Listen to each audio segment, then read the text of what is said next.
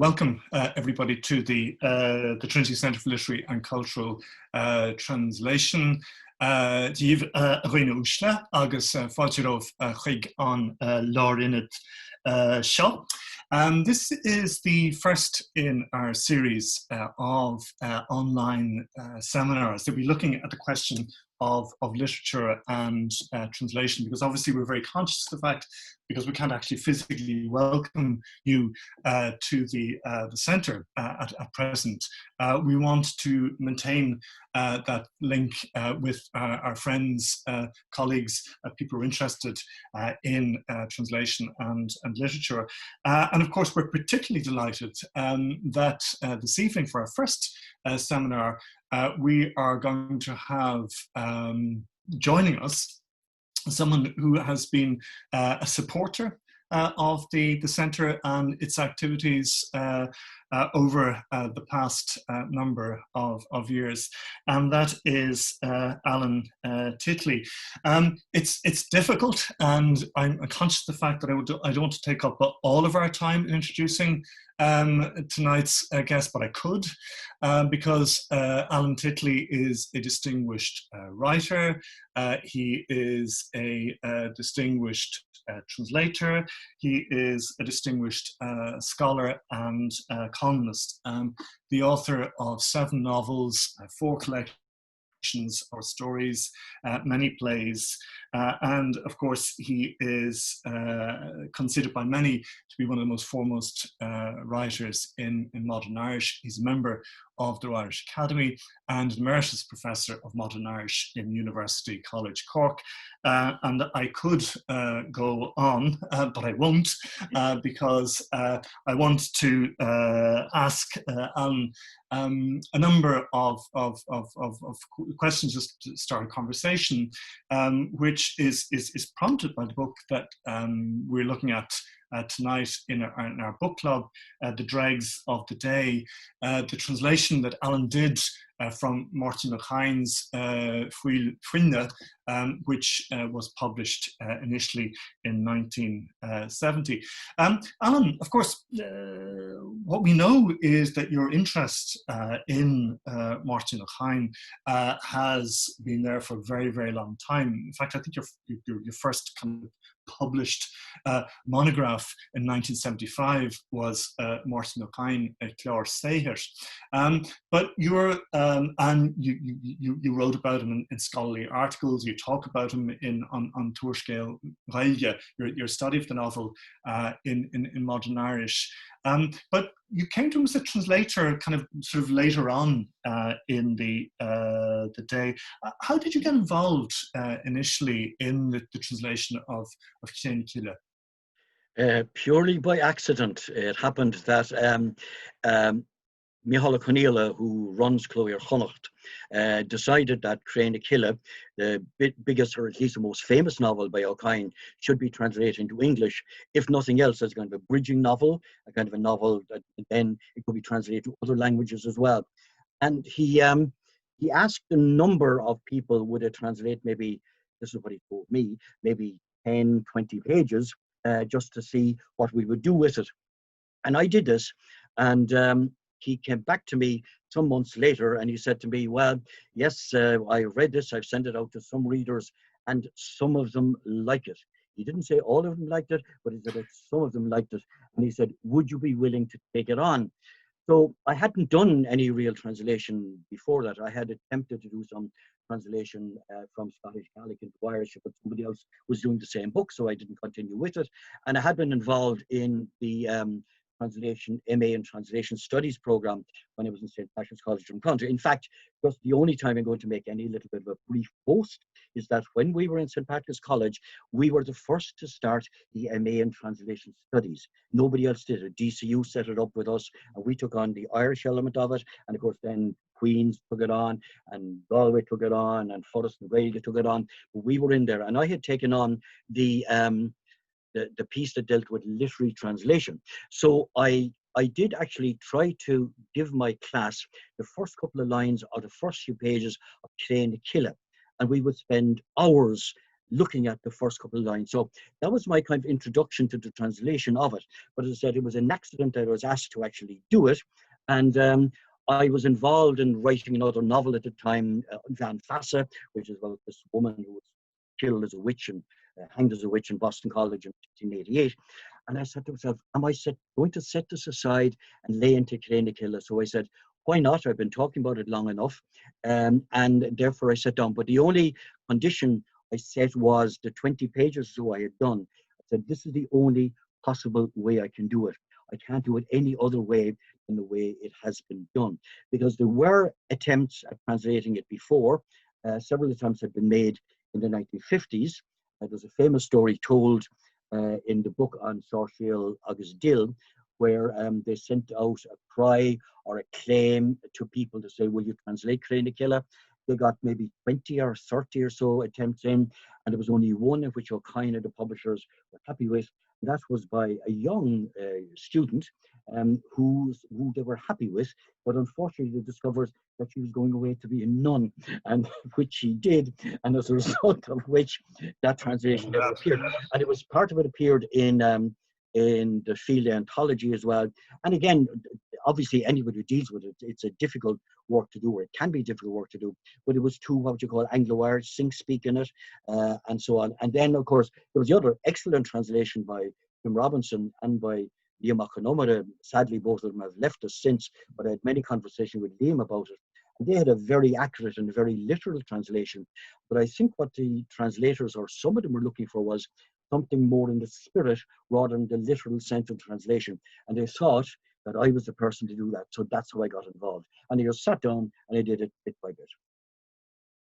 And was it, because I mean, what was kind of unusual about Cranachilla is that the two translations, like your translation, it came out in 2015, and then Tim Robinson and Liam O'Connor comes out in 2016. Was it, I mean, you know, it's fairly usual in translation for great works to be, you know, periodically translated. But what was unusual in the case of Cranachilla, it was almost like a simultaneous, like a stereoscopic presentation of the same text in English. Yes, I think that was a good thing. And Micheál Conneala would say himself, well, why not have 3 or 4 or 5 or 6 translations? I remember when I was dealing with translation studies in St. Patrick's College, and I would give copies of translations into English and into Irish, indeed. I would say, Chekhov's short stories and show how they were very different, but it could be very different, or Dostoevsky or whoever you were dealing with at the moment, and say, look, translation is quite different. It's not just word for word. There's a spirit, there's a sense. You've got different translators will take different approaches. And of course, I think Tim and Liam, Liam was a stickler for accuracy, for being true to the precise phrase and precise word, and being a native Irish speaker from Connemara, and Tim Robinson having wonderfully mapped Connemara in that way. They were experts at it. And that was the way they chose to do it.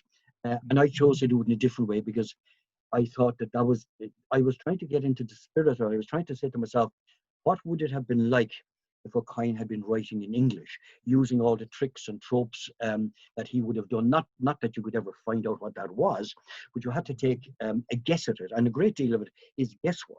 So the one thing I was determined not to do was to give it in Anglo-Irish sing-speak, which I've often spoken about, because if you do that, you're showing that these people were, in a sense, that were ignorant, that are, even more importantly, that this wasn't their real language. They were speaking a broken language, whereas they weren't speaking a broken language. They were speaking a perfect language, a language which was brilliant, was rich, was you know, fruitful in all kinds of ways. And in order to do this, you had to make use of the resources of the English language in the same way. And that's a tricky one to do. But I was saying to myself, for example, anybody speaking English today, we don't speak dialect English anymore, no matter where we are. We are acquainted with English and Scottish English and Australian English and American English and slang and bad speak and so on. And therefore, there was no point in trying to say these were people from Galway in the 1940s. What would that be like? Or even there are people from Galway today, because even there are people from Galway today, they're open to all these different winds of change. And I mean, I did toy with the idea of doing it in Cork slang, like, but I thought that wouldn't work at all, you know, so I abandoned that one entirely. Oh, no. Even though it's interesting. Another great loss.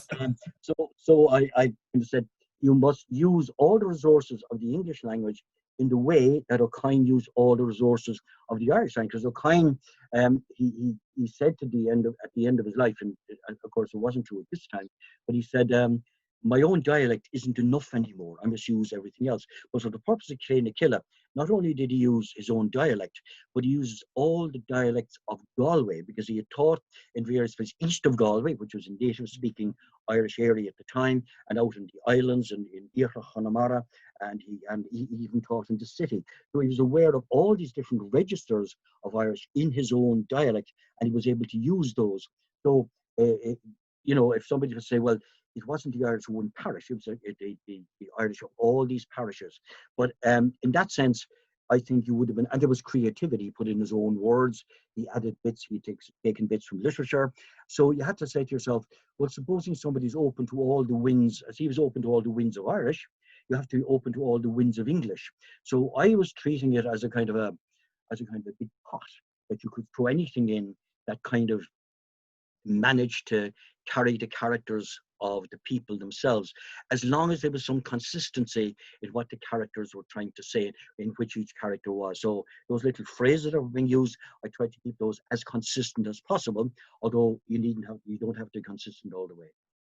And just sticking with that point for a moment, because one of the things that's very characteristic of this character N in Dregs of the Day is that he's somebody who he shifts wildly between different kinds of registers. It's often a quite formal, almost kind of bureaucratic civil service Irish, and then there's a pretty kind of loose, almost kind of foul-mouthed Irish when he lets rip about particular things. The church in particular and the clergy seem to be excite his particular ire. And I mean, when you were trying to kind of test out or map out possible equivalents in English, were you thinking of, will I go for the kind of slang that I might imagine in 60s Dublin or a 60s Irish city, or were you kind of mixing and matching, or bring it into the very contemporary moment? Yeah, there was a bit of both in that. That was a tricky one. I mean, in the first place, O'Kane was trying to create a new kind of urban Irish, which he'd been doing. He said he had lived longer in the city than in outside of the Gaeltacht, outside was an area, than he had lived inside it. Therefore, this was nothing new to him. And of course, he lived amongst an Irish-speaking community as well, his friends, his colleagues, his people in Trinity College, the people in RT, the people whom he worked with in the translation department. So all this kind of Irish would have been used. And of course, that was the way he was himself. And therefore, there's a sense in which, and I never want to conflate the character in a story with the person themselves, but there's a great deal of Máirtín Ó Cadhain in N along this, because there's a sense in which it is, some people say, and people who knew him well would say, and I don't want to use a biographical kind of explanation of it, that it was in a way as a result of the death of his wife. And his wife died in the mid-60s, early 60s, I'm not sure what date it was. And he was, in a sense, totally lost and totally devastated. And this is a story about somebody whose wife has died and he doesn't know what to do. And it doesn't know what to do in the simple, ordinary, practical things like arranging the funeral.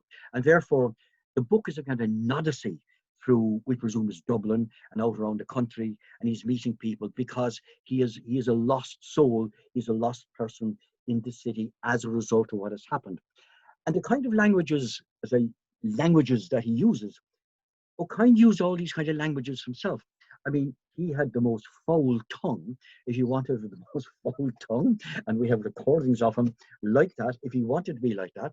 He worked into civil service, which he was totally cynical about, because he has this wonderful story on Ochid, the key, which has been translated also, where this guy, who's a minor civil servant, he's a paper keeper, and he gets locked in a room at the weekend. His boss is away on holiday in the Isle of Man, which gives you the time when it was set, when people went to the Isle of Man on holidays. And he cannot find it because the key is broken in the door, and he cannot get anybody to permission to get out. And he tries the Board of Public Works, he tries the politicians, he tries the church, he tries everybody, and in the end they find him dead on the Monday morning. And he's full of this civil service jargon, which of course he knew down to a T, so to speak.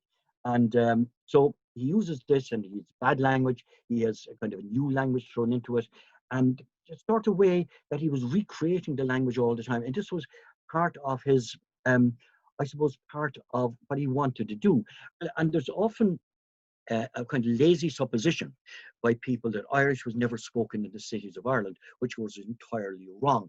I don't mean to have to go back very far and say, well, what the hell were people speaking in Tala and in Finglas when the Vikings marched up to Dublin whenever they did. I'm not going back that far, but of course there were Irish catechism printed for the people of Dublin in Irish in the 19th century, and of course we had Irish poets writing in the middle of Cork City. In fact, I'm fairly convinced that the English market is called the English market in Cork. I'm going to stray now because they spoke English, whereas the other market, the Irish market, they spoke Irish.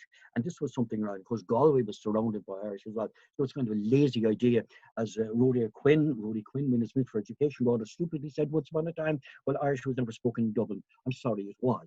Now, we don't have a great idea what colloquial Irish spoken in Dublin was.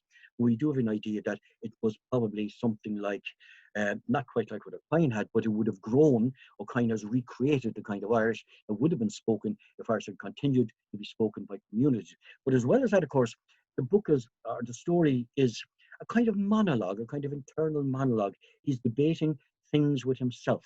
He is talking to himself, and he is thinking and wondering, and he's meeting these other people along the way. And the other people along the way, in some ways, aren't that important. It's all about him, because the life is about him. And these other people, there's a kind of veil between him and them. There's a gap between him and them. And therefore, there's this discourse with himself, which the main part of the book is about. But as I said, because we can argue, at least tangentially, that a great deal of N is O'Kine himself. And if that is the case, then I think it was justified for him to use whatever language he would use. I'm sorry, Michael, I seem to have lost your sound at the moment. No. There is something. Mute. Sorry, Okay. I've lost. Oh, yeah, you're back now at the moment. Yeah. The question I wanted to ask you, Alan, was, at one level, when you read a novel like this, it's very, it reminds one of a certain kind of existentialist, absurdist, fiction from the late 50s, the 60s, Camus, Marceau wondering, did his mother die today, yesterday? He's very vague about the details of the funeral and so on. And the kind of the people that Colin Wilson describes in that book from 1956, The Outsider. Terrible book. Yeah, I'm gonna. Do you think that what we have in the Dregs of the Day is a novel that's very much in that tradition, or is it more in a tradition internal to Irish itself, going from sort of Jodiach to Novella Chain to these kinds of outsiders, loners who are off on a particular kind of an odyssey of disconnection, this difficulty of hooking up with the reality around them. Yeah, I think both of those are probably true, because obviously O'Kine, as in the novel Onochid, or the novella Onochid, the key, his character is called J, just a letter, a trick that Kafka uses, we know. And we know from his critical writings, he read Kafka, he read Joyce, he read the French, he was literate in 3 or 4, maybe 5 languages. Karl Čapek, I think, would be another from the Czech Republic or Czechoslovakia, as it was at the time. And of course, it's very difficult to see a direct line of contact between what somebody has read, maybe, and the way it's influenced them. But because this was in the air, and because he read voraciously, it is very probable that this was part of it. And there's a further link as well, insofar as I've always been rather cynical about people, excuse me now, going off on a tangent again, but like Jean-Paul Sartre and other of the French existentialists being somehow outsiders, which is Colin Wilson's book, An Outsider. He wasn't an outsider, he was an insider. Sartre was an insider, he knew exactly what was going on. But O'Kine was an outsider. Here he was, and Irish speakers in Dublin would have been outsiders. In other words, they were there, they were living, in a community in which the language, the language of their heart, the language of soul, the language which connected the world, was not the language of those about him. How more outsider can you be than that, rather than being a member of the establishment and being knighted and being glorified by people along the way? And the other one, with regard to, was a part of the tradition of Pádraig Ó Cadhain, Seosamh Grianna. I think, again, we have to think of the Irish tradition going back, however, 1,000, 1,500 years, maybe longer, depending on when you started, includes everything. So it's not to say that this is the only part of the Irish tradition. There are many parts of it. So Seosamh Grianna and Pádraig Ó Cadhain, the two of them were loners. And Seosamh Grianna wrote this biography, novel, novella, in my own way, which indeed it was. And he said many wonderful things in it, but part of it was he wasn't going to kowtow to anybody else. Pádraig Ó Cadhain lived that kind of life as well, just wandering around London, wandering around Dublin, was not kind of part of any establishment. Now, Ó Cadhain was, he was Professor of Irish in Trinity College at the end of his life, and he worked in government department, he worked as a school teacher. So it wasn't as if he was an outsider in the sense that he wandered the roads or that he had no money, although there were times when he's extremely poor. It wasn't so much that, but that he didn't feel part of this Ireland anymore, an English-speaking Ireland which had rejected again and again and again the kind of life from which he'd come and the kind of imagination that he carried around in his head.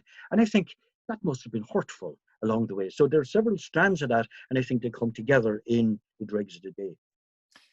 Do you find, Alan, that one of maybe the kind of the interest or the pleasures of translation, and perhaps particularly translating Ó Cadhain, is that it allows for a particular kind of almost ventriloquism. Like one of the things that I think is very characteristic of your own writing, over the decades, is that very different kinds of voices have emerged over time, from Máirtín Ó to Erichachti, Steltella, the Amlum, to Fardana. So it's there are these very, very different voices, forms of narration and so on. And is translation or translating Ó Cadhain another extension of that? It's a way of trying out other kinds of voices, other ways of being as a writer. It is in a way, but as I said, because I started it kind of entirely accidentally, and when I was dealing with the translation studies in St. Patrick's College, and I remember maybe thinking back rather foolishly, I read lots of translation theory, book after book after book of translation theory, wondering what way should I go in this work that I was now undertaking. And I remember being at a seminar in Scotland some years ago, and a Scottish translator was giving a list of kinds of translation theories that were there, and the ways in which people approach translation. And I spoke to him and I said, look, you've translated many things yourself. Which one do you follow? He said, I don't know. He said, I just start and I sit down, I take the book and I start translating. And I thought, that is the only way you can do it. And of course, I think of we think of Ó Cadhain himself, who famously translated Sally Kavanagh, which was this really bad novel by Charles Kickham, but all the novels by Kickham were bad anyway. So he translated that. And in the original, the copy he worked from, there was something like 56,000 words. And when he entered his copy, there were 90,000 words plus. So he didn't follow certainly any known translation. Or we think of Sir Thomas Urquhart's translation of Rabelais, which is a wonderful piece of writing, where it is much longer than Rabelais' book, and Rabelais' books are long enough as they are. And of course, they're much more Thomas Urquhart than it is Rabelais in some senses. So, in one way, of course, you're trying to keep yourself out of it, but not entirely. You're trying to put yourself into it, but into it with the other's voice, if that makes any kind of sense. And the difference between this and Craine Killa, the Dirty Dust, was that they were very different kinds of books. In other words, Liam Macanumara kindly said of my translation, it was a freewheeling translation, which of course it was. You couldn't quite be as freewheeling with the Dregs of the Day, because the language was tighter, it was closer, It was more, it was closer to the language of today. He didn't go wild in the language and say there's humor in it, there's black humor in it, which was something that O'Kane really, he said once upon a time that he thought that, you know, the way we talk about stereotypes of people in countries, and his first book of stories was called Idir Húgara agus Dairire, which means between fun and seriousness, between glumness and glory, or whatever you want to call it. And he tells the story that when his parents were being married, that his grandfather, in the middle of the music and the singing and the dancing and the drinking, that he knelt down on the floor and said the rosary in the middle of the fun. And he said that this, what's the Irish character, and you can't really talk about an Irish character in the obvious sense, but this either húgras dairide, being mixing fun and serious at the same time, which a lot of people don't get. Then you must be serious today, and then you must be fun tomorrow. And O'Kane did this marvelously through anything. So even in his darkest moments, there was laughter rippling through this thing as well. So I said you kind of had to get that into it in a bit. But the only way to do translation is, I remember John Banwell saying when he's writing a novel, he sits down and he writes the first page or 2 pages, 3 pages, 7 or 8 or 9 times. And I would do the same if I'm writing a novel or a story. I would write the beginning, and then you find a voice. And with a translation, you sit down and you try to find the voice that suits yourself and suits the book. And off you go. And if you manage, you think you've got that, then you can go along much more easily than you would have gone on without it. And that's not an easy thing always to do, because in this Dregs of the Day, it's not just the words, because even at the very beginning, it's where he discovers that his wife has died, and he gets a phone call. He's told his wife has died, and he says, she's dead so. And we don't know in what way he said that. We don't know, did he say that sadly, angrily, resignedly, whatsoever. So you have to try and capture whatever that was, just that one little phrase. In part of the next few pages, you've got to try and say, what way did he do that? And we don't quite know what that is, but I think we find it as probably shock and obviously dismay and horror and sadness, but more puzzlement than anything else. And how to capture that is not an easy thing to do, but you struggle with it, and you hope you get something, at least you get part of it as you come towards the middle and the end of the story. But again, I think with O'Kane, and I've often thought that we think is great piece of mad writing called Barbed Wire, which you can have great fun reading. It's a bit like Finnegan's Wake. And I think a lot of the things he wrote, and this may be heresy, I don't think it was true of his big short stories which he wrote in the 40s and 50s, the kind of classic short stories. I think it was true of a lot of his others. I think because he used to speak like this, he would sit down and write and write and write and write and write and write and write, and the words tumbled out, and he spoke that way. And when he came to the end, he stopped. And that was my feeling of what he did. And I think Train to Kill The Dirty Bus is a book like that. And I think because it loses a certain amount of energy towards the end, it kind of has very little kind of, at the end, kind of fiddles away, frizzles away into the water along the way. So I don't think he had a great sense of shape, a sense of structure, which may not be necessary. In fact, he made several attempts to write plays, and he was not very successful playwright because he didn't have that sense of structure. But of course, that's not necessary in a novel like this. You write until what you've written is finished, and when you've done that, you stop. And I think that's what he did. There was an Irish translator from the 17th century, man called Wentworth Dillon, and he wrote this great big long poem about translating poetry called An Essay in Translated Verse. And he basically said, you can only translate someone you love. You can only, in other words, that the translator has got to really like the writer. That it's very difficult to translate somebody that you dislike. And I was, thinking to some extent of, your own writing, your stance as a public intellectual, the columns in the Irish Times and so on, and your long-standing interest in politics, and in particular, I think, critiquing, elites and their privileges and their unspoken privileges and so on. So, I mean, is there a sense in which you feel maybe a certain kind of spiritual kinship with O'Kane that makes him somebody that you might find easier to translate than perhaps somebody with whom you felt very little sympathy? Yeah, well, obviously, I love his writing. And this is a tricky question because, yes, obviously, you have to like somebody, you have to be interested. Why would you translate a book you like? Although some of the translators on Boom in the 1920s and stuff they was doing, they just kind of wrote away. They were doing it for money in some ways, and that maybe, that's one reason for doing it. It doesn't work anymore, but there may have been time when you do that. I'd have to say it might be, I have to be very careful talking about myself because I make a mess of it along the way.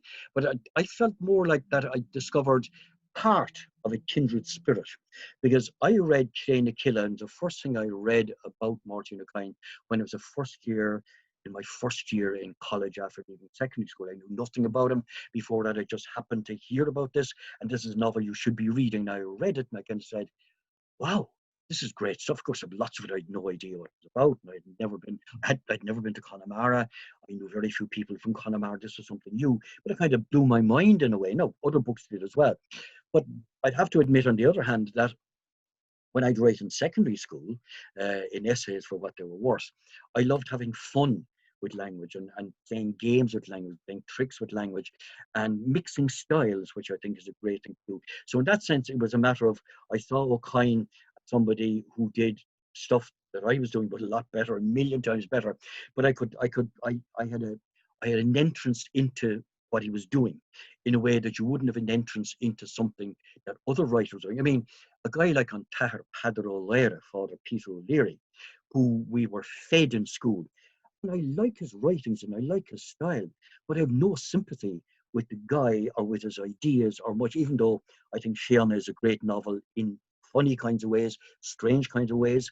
But most of his writing, apart from that he wrote a very distinct style, which is interesting, I would feel no sympathy and I wouldn't want to copy him or be influenced him by any way.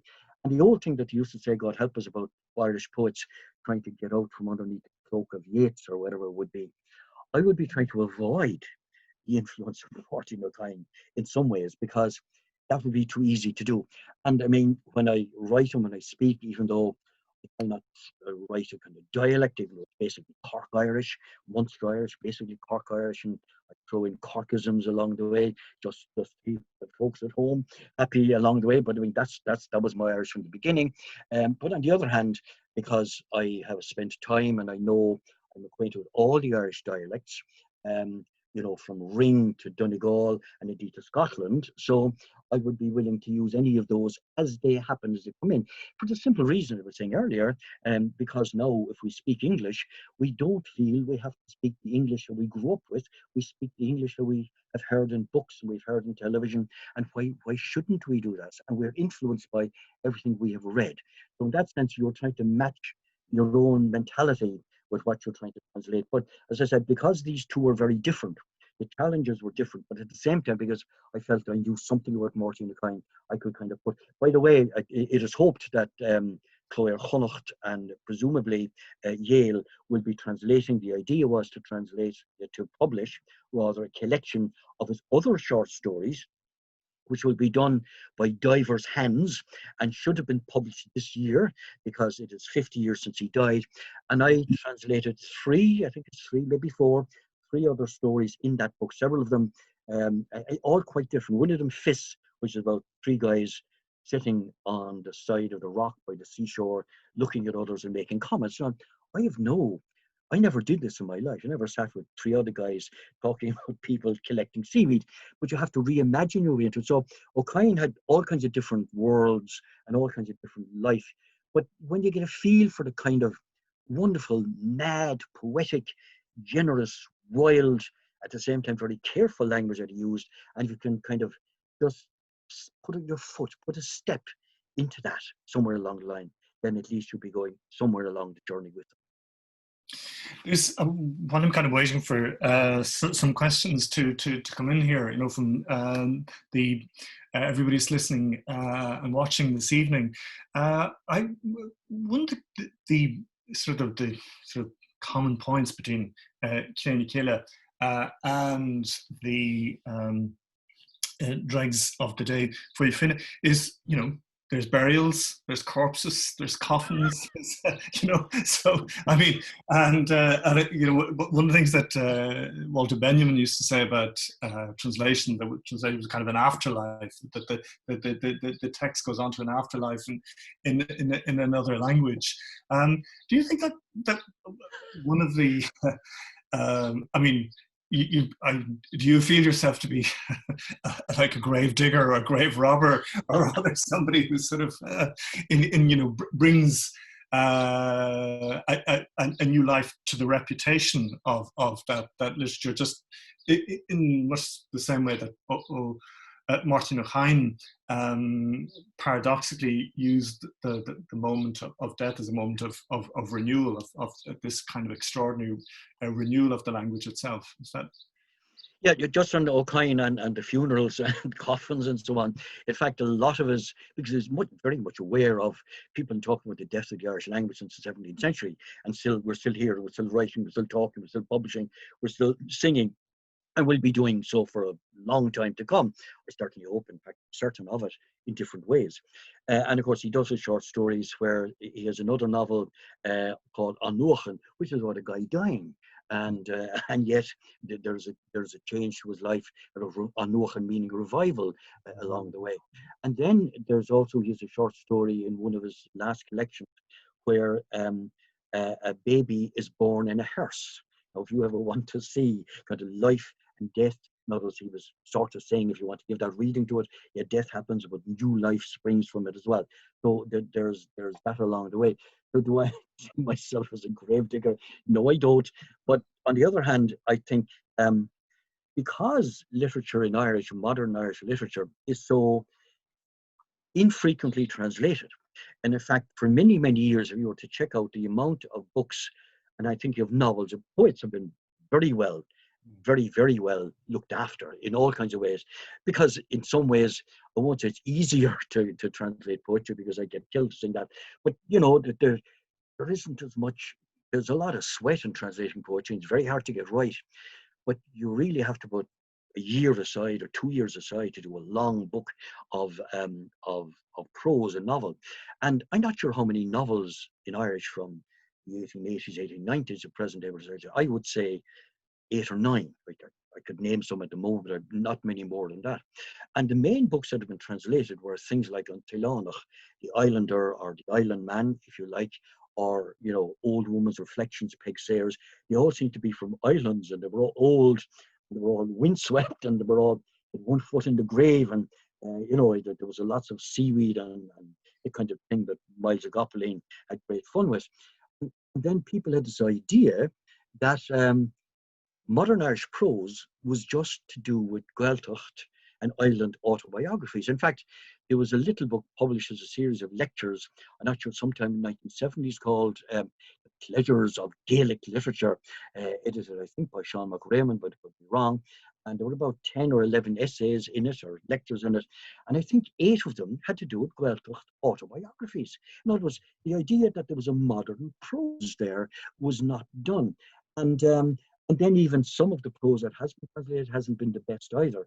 So in that sense, if you could do anything to show that it wasn't just about seaweed and donkeys and islands off the West Coast, some of them which are brilliant. I'm not trying to denigrate them in any way. And in fact, some more could be translated, because some of them are very, very good as well. But it was the image, I don't like the word image, but the image that was being presented was, this is all you had in Irish, and the kind of urban prose of Pádraig Branagh, or you know, of the other stories of Máirtín Ó Cadhain, which will be coming out, some other stories by people along the way. Sean McMahon has great short stories, main lists of them, and they simply were not translated, or they were, even if they're translated, they're not widely circulated or not widely spoken. We're not going to do a gripe here, but even if you translate a book into Irish in a bilingual format, it will end up in the Irish language section of the bookshop. So people who don't understand Irish will kind of slide by along the way, and they won't follow them at all. So in that sense, there's a lot of modern Irish prose which needs to be translated and put into circulation. 1 or 2 of the novels by Grandon Devlin, name just one. And you know, there are many others along the way that we could come up with. I was looking at Uorscéalt in the Gaeilge, Pádraig Ó Síl, just they're limitless, and they tell us something about Ireland in a way that the other novels do not, because it's used, to use the old phrase made popular by T.J. Carr, sui lele. It's another eye. You're looking at things in a different way, from a different experience, a minority experience in a country in which this was the language of everybody, or of most people, up to 200 years ago and beyond.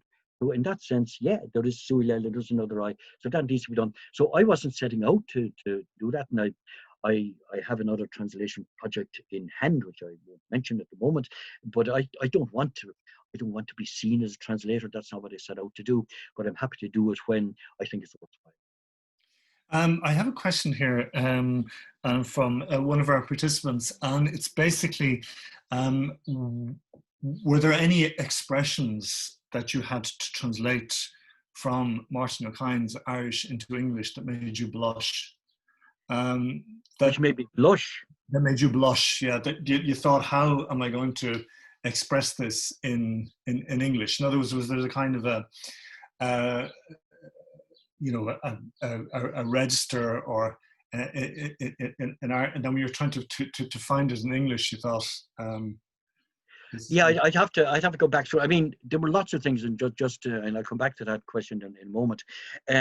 Sometimes it's the easiest things that are the most difficult along the way. In other words, again, to revert to the dirty dust, the easiest bits were those huge chunks of mad prose at the beginning of our interlude, with this kind of Latinated and Grecian-based prose. That was quite easy to do. It was small bits. And for example, I'm thinking of, and I decided to look at one or two notes along. For example, sporán, which is a purse. And this guy said his sporán, his purse, was stolen when he was in the shop. And I said to myself, well, men don't carry purses around in the way that a woman would have in her bag. So does it mean a purse, or does it mean a wallet? Because it seemed much more likely to me that it was a wallet. And there is, certainly in West Cork Irish, there is a wonderful word called a valet, which is the wallet along the way. And I could have, you could use that. And of course, if his wallet is stolen, it's not likely that the wallet will contain notes. It's much likely to contain coins. So a simple word like wallet, like sporán, caused me all kinds of troubles along the way. And there were, even on Store Moor, the big store isn't quite as good as the, what would you say, kind of a, not even a big shop, a department store, which would come up with. So some things are very, very small things along the way. There was one where somebody is using exclamation, avoidance, or virgin, which, has been used in other contexts as well along the way. And your question would have could have something to say about that. And I said, well, somebody doesn't say that, oh maiden or virgin, along the way. I forget what I had, like, what is it, no doubt about it, or it was an exclamation, so you kind of have to do that. And there's another one in Irish, Rinne Morcha Morris Morcha Belgas.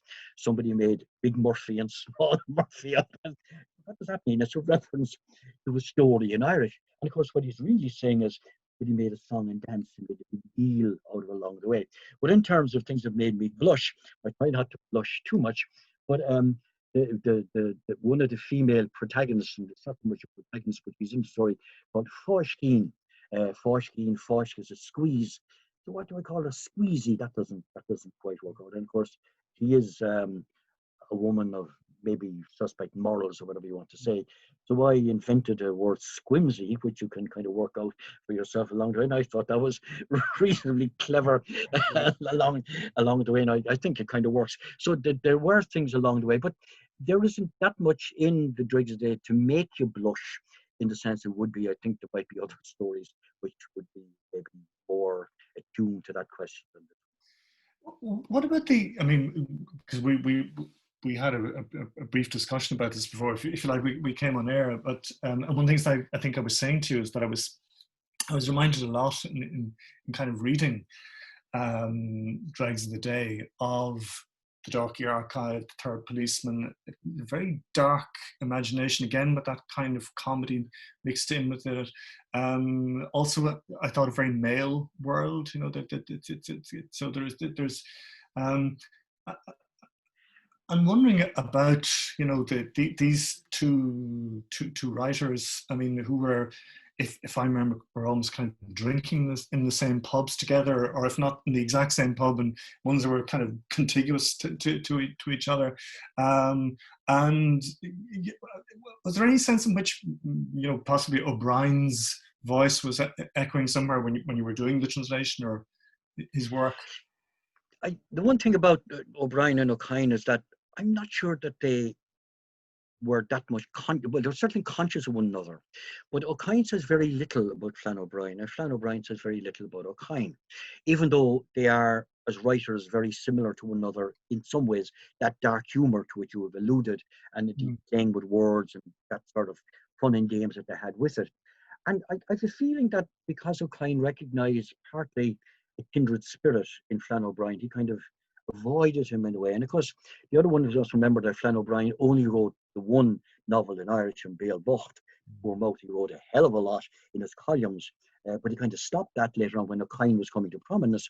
So O'Brien wouldn't have been known as a writer in Irish that much from the mid-40s, late 40s onwards, even though Irish was his native language, which we often forget along the way. We've no record of him speaking English until he's about 11 years of age. So, I mean, he was an Irish speaker right from the beginning. So there is that, but certainly they did share mentality along the way. But I think that's a kind of an Irish thing. It may have been that they were trying to avoid one another, but I think, and they were certainly drinking in places contiguous to another, but they moved in different circles, because O'Cahine wouldn't have been part of the O'Connor, Anthony Cronin, Paddy Kavanagh. He had really nothing to do with those, and in some ways he would have been seen as an enemy in the way that Kavanagh had very dubious ideas about what he called the Irish revival, as we know, along the way. Of course, Flann O'Brien, in all his writings, even though On Béal Bocht is a great satire, he never said anything against what we call the revival of the Irish language, or the strength of the Irish language, or the usefulness of the Irish language, or knowledge, or the greatness of it. He never said anything about that. He was cynical about some of the people, he was cynical about some of the movement, he was cynical about the excesses, but he was never cynical about the language itself, and that way. But and of course, as we know from Anthony Cronin's memoir, when O'Brien was sitting in the pub with the others, and somebody said, you would hardly notice he was there. It appeared he kept his mouth shut. Máirtín Ó Cadhain did not. He spoke as he wrote. I'm not sure if that is any kind of an answer to the question you asked. Another question that's come in, Alan, is to do with, so we've focused up until now on, you as a translator of Máirtín Ó Cadhain. We kind of, briefly alluded to his own translation of Sally Kavanagh, the fact he worked around an Ashtukon, the fact the transformational event in his life was reading Gorky in translation, and that really set him off. French translation? Yeah.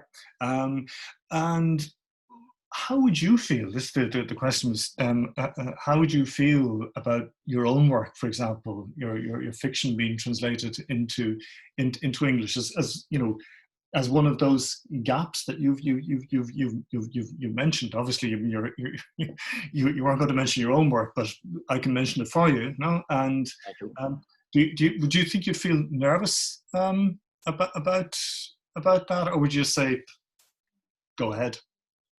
I feel scared shitless most of the time along the way. No, in one way, I mean, a lot would depend on what was done with it. I suppose in one way, you don't want to be looking over the shoulder of somebody who has done that. And some of them have been quite frankly myself. Some of them, for me, I've been very happy with most of them. That the late Iadán McBoylan, lovely translator from Belfast, translated one of my short stories because there were quirky things in it, and there were kind of names that had to be translated, and he wanted to fun with that as I had fun with the original, and I loved what he did. I thought it was great fun. So you would of course be nervous, and you'd be entitled to say, no, you didn't quite get that there, and I wouldn't might have done that. But look, if anybody decided for good or ill, or for foolishness or for pastime, to try and translate or to have a go at translating my stuff, I would be honoured that they would do so, and I would be happy that they would make as good a job of it as they possibly could. I wouldn't be interested. I've done some myself, but I always find I'm adding to it or subtracting to it. It ends up as another book. So maybe if somebody else was to do the translation, it would be more faithful than the translation that I would do myself. Yeah. Another question that has come in, and we'll probably finish up on this question. And it's certainly something that struck me in the book, is the way the women are depicted. I mean, it is quite a negative portrayal. There's something, of course, is deeply shocking about the fact that, you know, his wife has died. There's the what appears to be, you know, the kind of the flippancy with which he's treating this, and of course he's aware of this. I mean, do you think that that's something that it was O'Kane being faithful to the kind of outlook or values that somebody of that time and period would have had, or is it, you know, or is it kind of a reflection on the wider society? Well, I think there are several things there as well, but the first thing you have to think of is that this is a piece of fiction, although it may be based on him, and I think it probably is. On the other hand, I think a writer is entitled to write misogynistic prose if he wants to, feminist prose if he or she wants to do so, loving prose, hateful prose, poetic prose, dirty prose, and you can take on all these voices. And we have to remember that the greatest of O'Kane's short stories had to do with the suffering of women in Connemara, on Bóthar Goody and Yale Hire, the woman who walks 7 or 8 or 9 miles every week into Galway to sell eggs and to come back again and to realise she has to do this for the rest of her life. The woman who marries a man in East Galway and discovers this is not the man she loved. Nothing wrong with him. She doesn't love this guy now. The woman who comes home, the young woman comes home from America where she's had a nice life, and suddenly she has to pick seaweed out of the rocks with other girls mocking at her.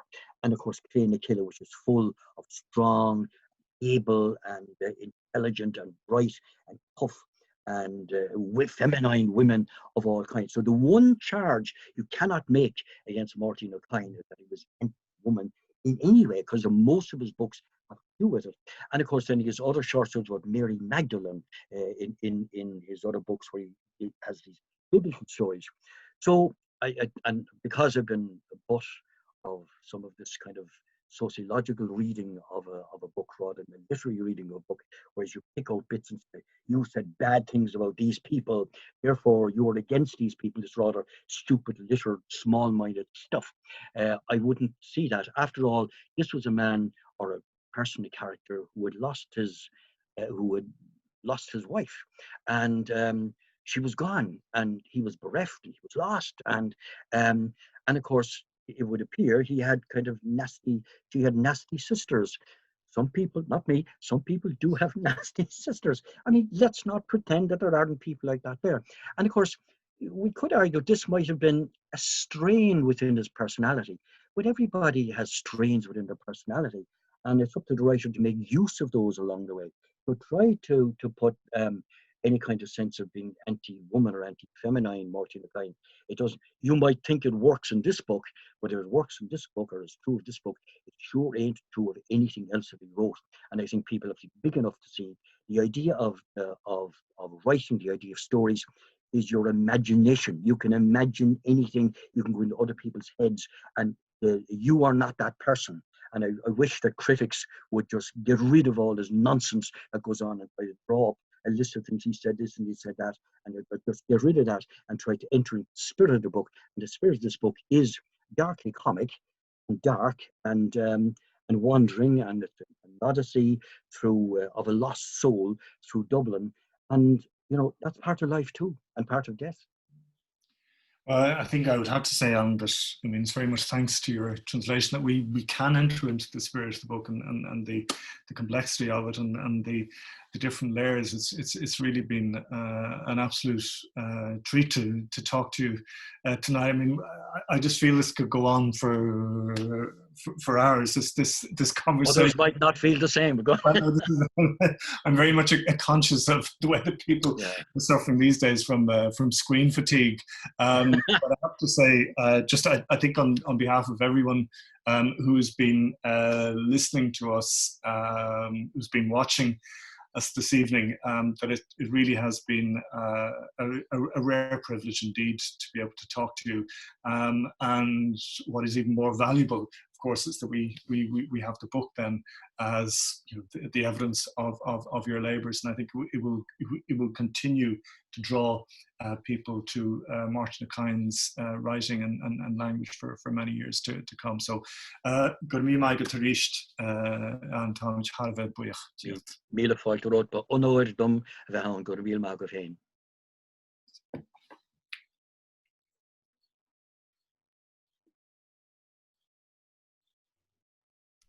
Okay, so I want to thank you all for listening in this evening, and just to let you know that on the 10th of June at 5 o'clock, John Banville will be taking part in an online seminar on the role of translation, how it has influenced and impacted on his work. So thank you all again for listening in to our online seminar, and we very much hope to see you again on the 10th of June. Go on, Michael.